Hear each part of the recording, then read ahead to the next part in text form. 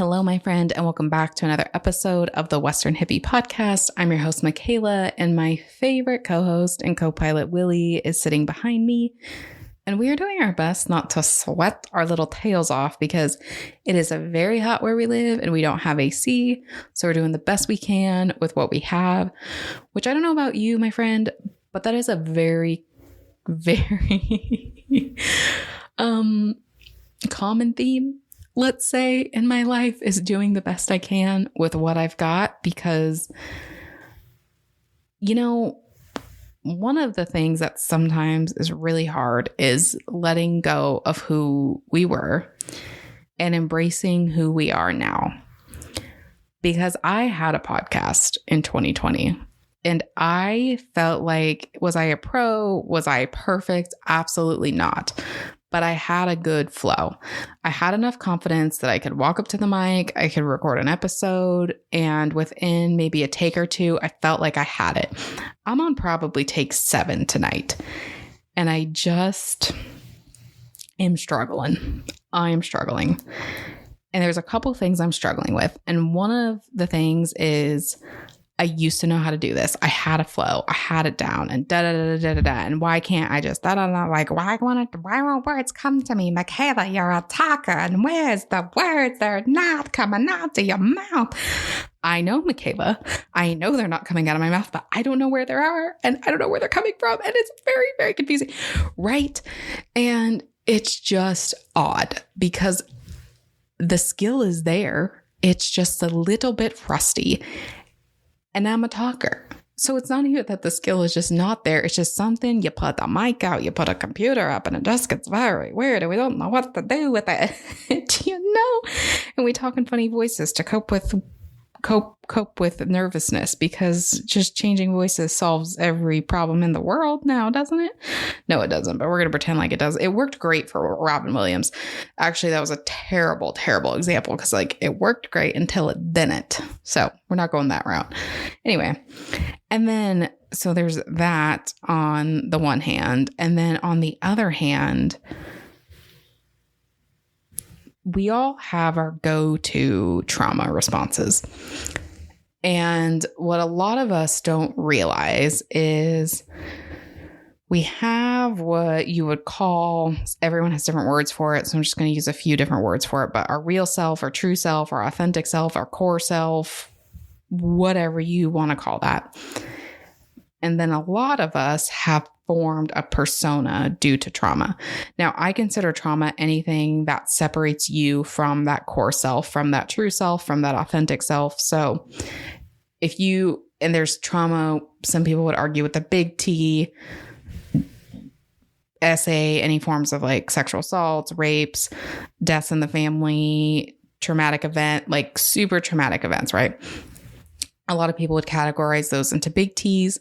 Then we also have little T traumas, which is someone took your pencil when you were 6 and somewhere in your unconscious mind, you perceived that it wasn't safe to wear pink because when you wear pink, people see you.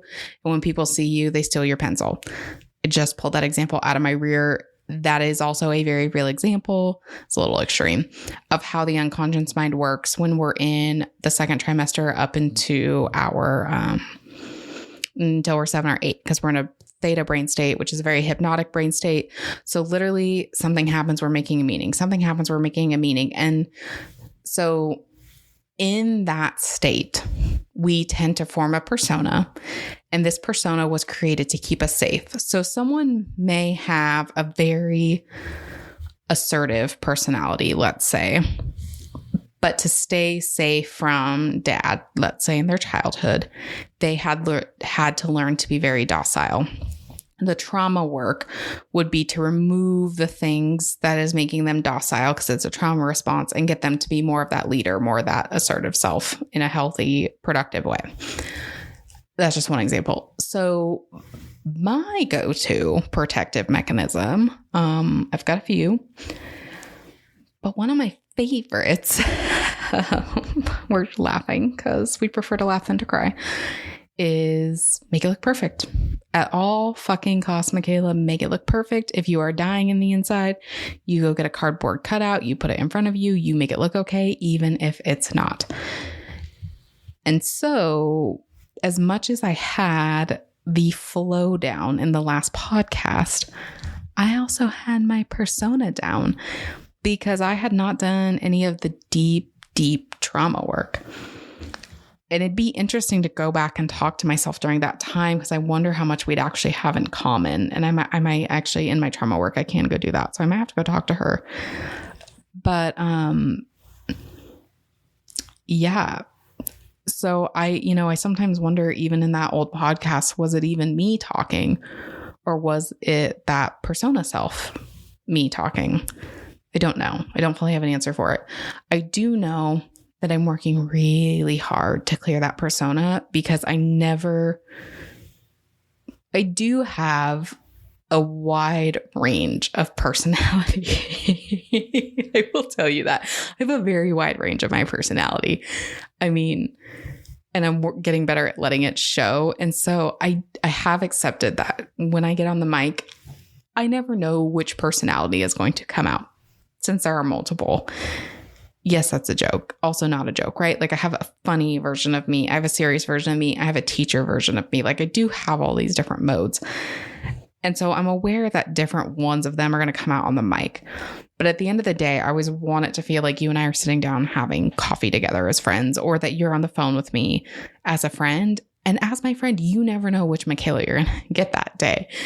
And, I'll never forget, I was 19, kind of starting to realize some of these things about myself. I think I'd been out of high school long enough. I was starting to, I don't know, it's weird time in my life.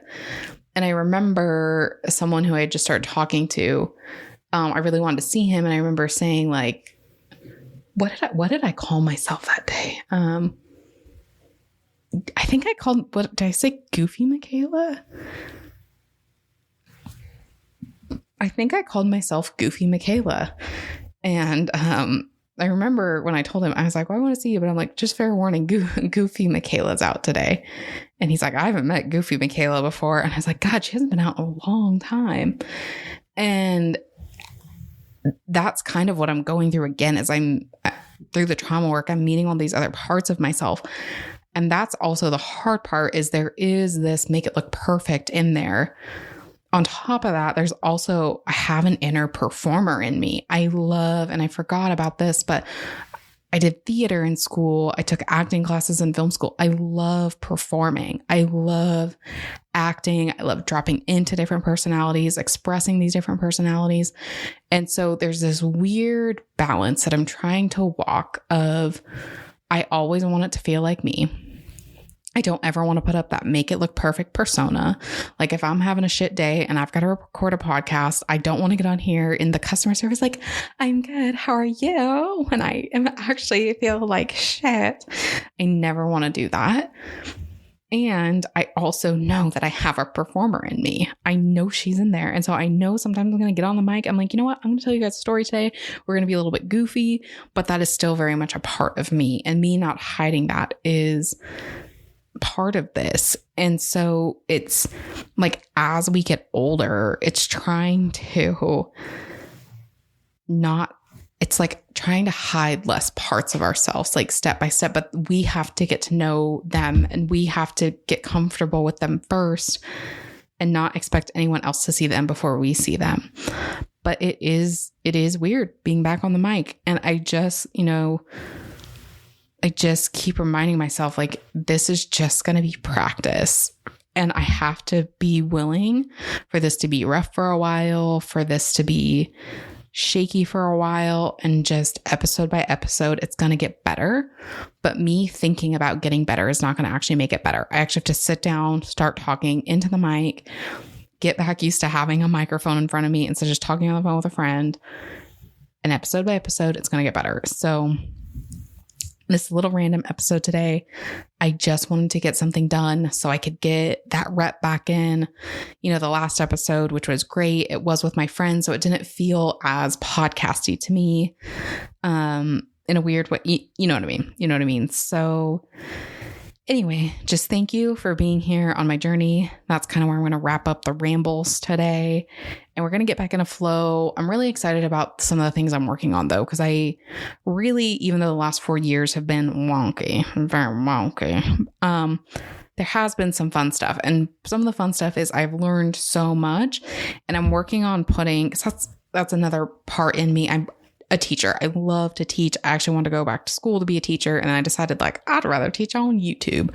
So I'm really excited about the stuff that's going to be on YouTube, because I'm putting together a long form format with slides and presentations. And I'm super, super stoked to show that to you guys. Some of you guys know Willie and I have both been on a health journey. I've been learning about a bunch of holistic health care for dogs, for humans, that I'm just super excited to share with you. So the first few episodes are going to be a little rough getting back, but I'm really excited for what's to come. So until next week, the best place to connect and keep up with me is Instagram. If you're over there, at michaela.may.writes on Instagram. And, really, I think the other thing is the most vulnerable I have ever been about the sexual assault I experienced is in my book that just released on May 23rd called The Barn Off of Colfax Lane, which is now available on Amazon. It is currently only available on Amazon. Working on getting it out to more places. Until then, it is just on Amazon.